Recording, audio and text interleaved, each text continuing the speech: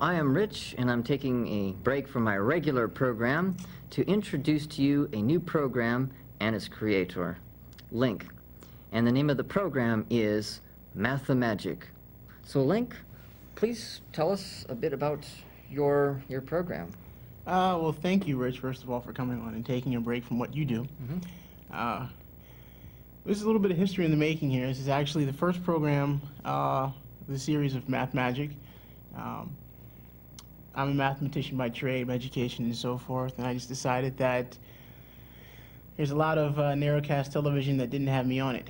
I'm just kidding. But I thought we'd get started here, and I could actually bring the joy and the magic of math to the viewers and to others who might have similar interests. So here we are. It's the very first episode. It took a long time to get here, but we are here, and I'm really looking forward to keeping this going. Now, so what exactly is the meaning of the title, Mathemagic? Well, it's a play on the word mathematics, and we spelled it with the E, M-A-T-H-E, and then magic, in lieu of, say, mathematics. I personally believe math is pretty magical. I mean, if we take the meaning of the word itself, it means to learn the abstract. And there's a really neat quote by the author C. Clarke. He's a futurist, a writer, science fiction writer, and so forth. But one of his quotes was that magic is nothing but sufficiently advanced technology at some point. So, I mean, today we look at magic as being, we think of magic as being something like spell casting or something miraculous happening. But in the sense, I think on the deepest level, if we use math as a technology, then that's where we're heading. And so the show, it's meant for all ages. I'd like to think it's pretty G-rated, or rated E for everyone, depending on who you talk to. But I'd like to think that, this is a pretty spectacular field that we're all working in, and there's a pretty bright future ahead of it. So I'm just interested in sharing the magic of math with everyone, and I couldn't think of a better title for the show. So it's what I do. I consider myself to be a mathemagician, and hopefully there'll be others who tune in and who find what we do pretty interesting. Well, the name Mathemagic sounds like a fun kind of name. You expect this will be a fun show? I do. I think this will be a fun show. This is this is the first episode. So, I'm using this just as a platform to introduce the show. Not even what we do, just the show, And again, I want to thank you for taking time out from Sovereign Solutions to come down and help me with this. But this is nothing more than just, say, hey, this is who I am, this is what the show's about, and here's what you can look forward to. And I do think that we have a lot of fun, a lot of magic to make, and certainly a lot of mathematics to explore. Again, it's a technology, and when we define technology, we have to define it as a knowledge or a resource that's used to make or generate more knowledge or resources. So in doing that, there's plenty of fun to be had, plenty of things to learn, and just an all-around good time, I think. I'm pretty certain of it, yeah. Now, you talked about the origin of the word mathematics. Right. And it has to do with abstract. Can you tell us a little bit more about that, and what origin from what language? Okay, well, it's pretty complicated when we think of linguistics or things like that, but the origin of the word math, it's got some sort of a deeper meaning, but it's Greek, supposedly. And I'd have to go and do some more analysis there, but it's supposed to mean to learn. And actually, a mathematician is supposed to be a polymath, someone who understands a lot of fields, what we call fields now. But more fundamentally, we're supposed to think of mathematics as the connecting technology to everything that goes on. So in other words, it's all one field. And math is supposed to mean to learn, and because we don't know what we're learning, like you don't see the number 2 anywhere. You don't see pi anywhere. These are abstract terms. So it's actually to learn. Unless, of course, you're talking about something to eat. Yeah, I just had a cherry pie. Friend of mine and I, we just split the cherry pie. And I'll have to split it, in thirds with you, of course, for doing me this favor. But I'm on a diet.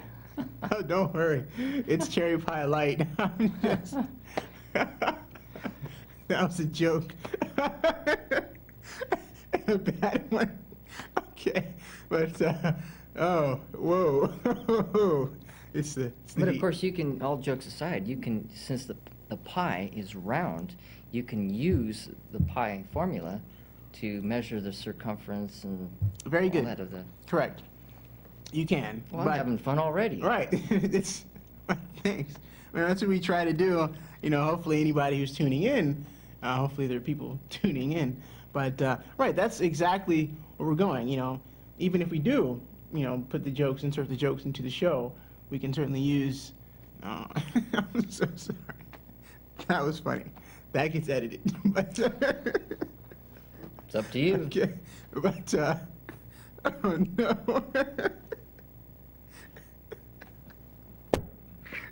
Oh, God.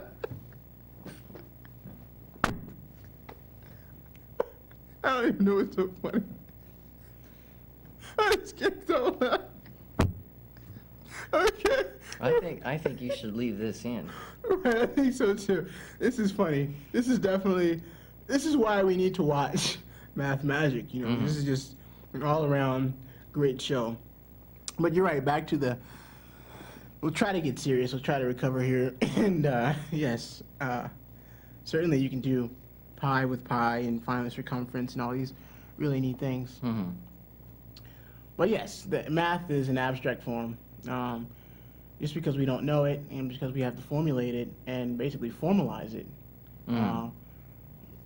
that's what it takes to learn the abstract. And then, of course, there are three main parts to mathematics. There's the pure part, which is basically theory nowadays, and there's the applied math, which is basically taking the theory and seeing what you can do with it. Say, for instance, game theory, which has been used by economists and political scientists to basically do what they do with supply, demand, and certainly policy, game strategies, and things like that.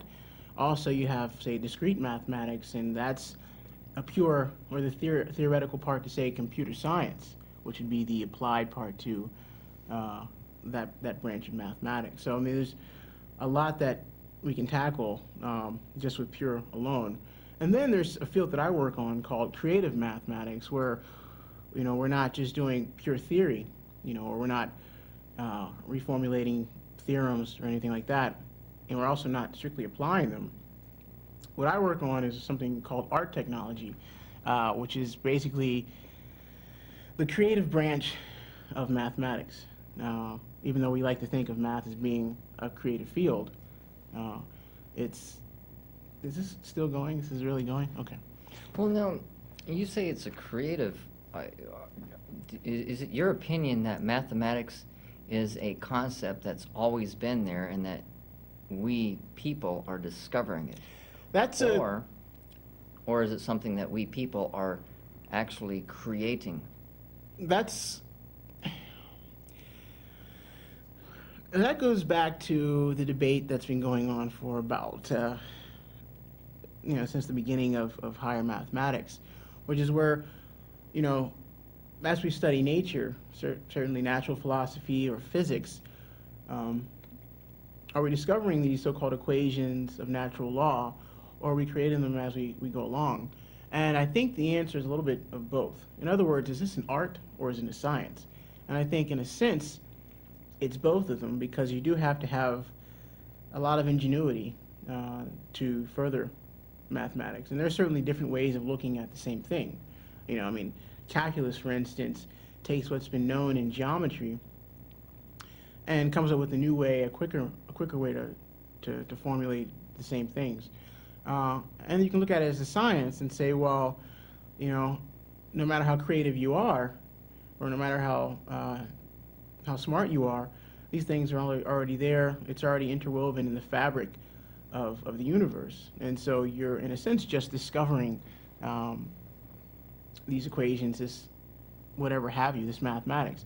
I like to think of it, and this is where I think, instead of it being an art, or instead of it being just a science or a discovery versus creation, it's a technology, where this really is a resource, so it's neither, or it's not simply an art, it's not simply a science, but I think it's the union of both of them, and it's pretty much the only technology out there that can be classified basically as an art as well as a science. So it's a tough debate. I certainly don't have the answer. I like to think that I joined the elite group of mathematicians, whatever you want to call that. But I certainly like to think I became a mathematician because of, it offered a lot of opportunities for creativity and for that kind of thing versus, discovering what's already been known. So it depends. Well, it sounds to me like you've got an attitude that's a bit different from most people, which is that math is just another boring subject that they are subjected to in high school and college or university. Right. Well, math is a tough sell once you get past, say, middle school. I mean, most kids or most students decide, well, I've had enough, I've seen enough, just let me do what I need to do to get by. And that's why I mentioned, all hubris aside, that's why I mentioned being a part of an elitist group of, say, mathematicians. These people were actually bold enough to jump in and say there's a lot more here, and if you stick with it, which I believe, if you stick with it, then it gets to be a lot more fun. Yeah, I'd like to think that, what we do is, what mathematics is, real mathematics, when we're actually creating, is actually, something we're working on uncharted territory. And I think most people strive to do things like that in their lifetimes, whether it's to go someplace out into space or to see another country or to procreate or anything like that. They want to experience something new and to claim it for their own, and that's what, real mathematics is. When I say real mathematics, I'm not talking about math on just the number line, but math where mathematicians... Or the number eater? Or the number eater who eats the pies and things like that. But no, I'm talking about actually getting in, thinking about all the potential applications of your theorems and going out and doing that. So, that takes a lot of schooling, typically.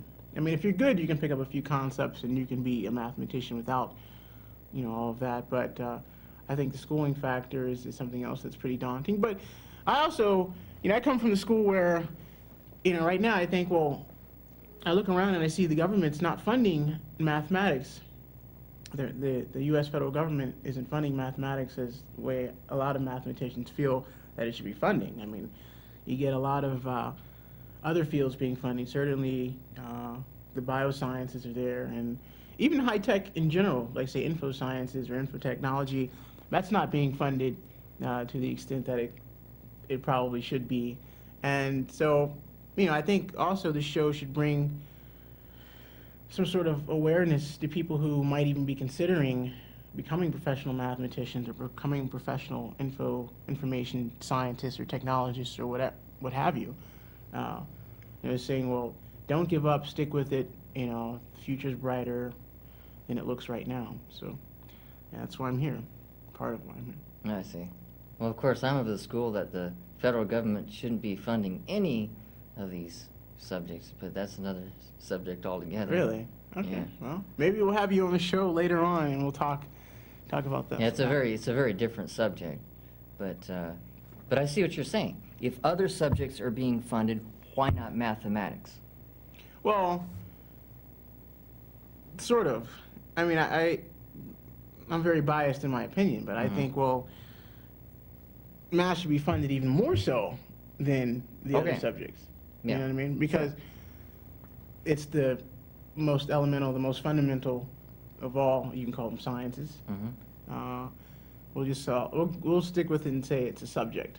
Okay. So it should be, because if you can do math, I believe, and I know a lot of people share this opinion, but if you can do mathematics, and you can do pretty much anything you want, because it requires some sort of a disciplined mind and a creative mind, and you put those two together, and the potential is pretty great for you to be able to do a great many things.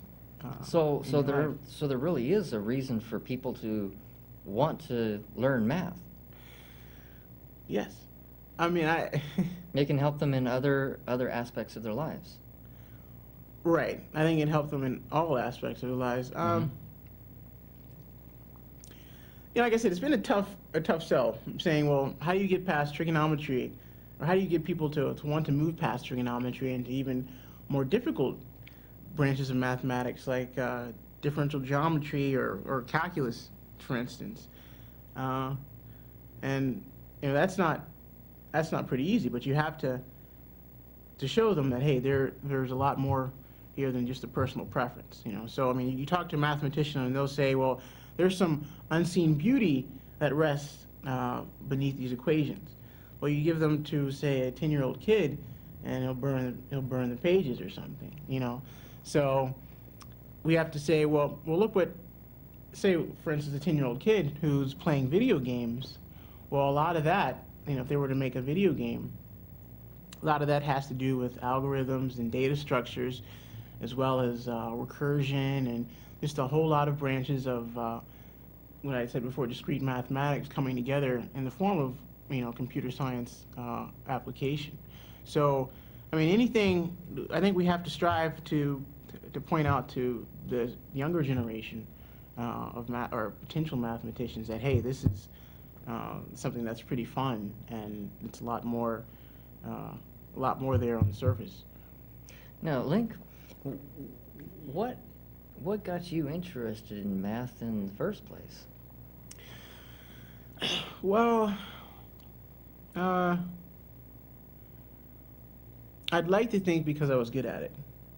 You get some sort of a math requirement when you're younger. Certainly 12 years of schooling of having a math requirement through public school or grade school, whatever you want to call it. And I'd win competitions in tournaments and things like that, and I just decided that, hey, this was something I was good at. Let's see where it goes. This was back in South Carolina, was it? Virginia. Virginia. Okay. Yeah. And what was I thinking? What were you thinking? I'm kidding. Just joking. But same region. Oh no. No? No. South Carolina's totally different from Virginia. But Oh, it really? is the South. I'm just kidding. Yeah. I'm just trying to say that those South Carolina people aren't even human. I'm kidding. Math magic. Uh-huh. But basically, I was good at it, and it was a requirement. And then, like I said, it becomes even more abstract. The math that we have, say, through the 10th grade in public schools in the United States, maybe 1,000 years ago, 2,000 years ago, it was considered, state of the art at the time. So certainly, let's just assume we'll go 2,000 years out into the future, the math today might seem very primitive. Well, in other words, there's a lot of things that we don't know that we have to form. And just doing that, if you ask a physicist or certainly a theoretical physicist I've seen or spoken with, what got you involved in theoretical physics? Well, a lot of it was the math behind it. They'd see all these obscure equations on paper and on the boards or whatever, and they just decided that there was some, there's some beauty there. And I think I was attracted to that same beauty. I see. And look where you are today. So, yeah, in a sense, that's the art technology. If we look at art and we say art is a product of human creativity, and technology is that resource that can generate more of that. So that's why I like to say I'm a creative mathematician versus someone who just expands on theorems or theory or expands on application. So. I see. Well, one last question before we wrap it up. How many licks does it take to get to the center of a Tootsie Roll? How many licks does it take to get to the center of a Tootsie Roll? That's a really good math question. I think I saw the commercial for that, and I think it was 1, 2, 3. 3. 3 licks to get to the center of a Tootsie Roll. Only 3? Well, the owl took a bite out of the Tootsie Roll, so he kind of cheated, you know? He did the 1, 2, 3 licks, and he bit into it, and then it was the end. But I did have to see that commercial, though. But we're lost. Okay, yeah, I don't watch enough TV. Yeah, I watch some, but there's a lot that I haven't seen. Well, make sure that when you do watch TV, that you watch Mathemagic, you know. And likewise, I'll watch Sovereign Solutions, and I'll have you come on here and we'll talk. Well, I'm hoping that someday I'll have MCAT at the place where I'm staying again.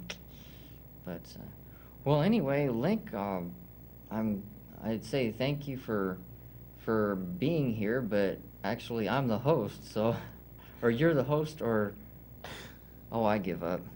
Well, anyway, it's been a pleasure. Thank you. And I Rick. wish you well with your new show. Thank you so much. You bet. All right.